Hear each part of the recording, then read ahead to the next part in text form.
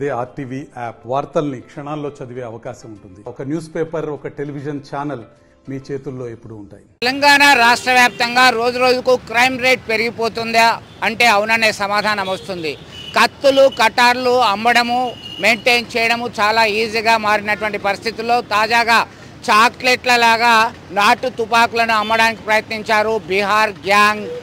జగిత్యాల జిల్లా రాయకల్ మండలం రామోజీపేట ప్రాంతంలో అనుమానాస్పదంగా ఉన్నటువంటి ఇద్దరు వ్యక్తులని అదుపులోకి తీసుకున్నారు స్థానికులు. దాని తర్వాత పోలీసులకు సమాచారం అందించారు. పోలీసుల విచారణలో వారి వద్ద నుంచి నాటు తుపాకులు లభ్యమయ్యాయి. వీరు బీహార్ నుంచి తరచూ నాటు తుపాకులు తెచ్చి అమ్ముతున్నట్టుగా సమాచారం వస్తుంది. ఇంట్రాగేట్ చేస్తున్నారు పోలీసులు.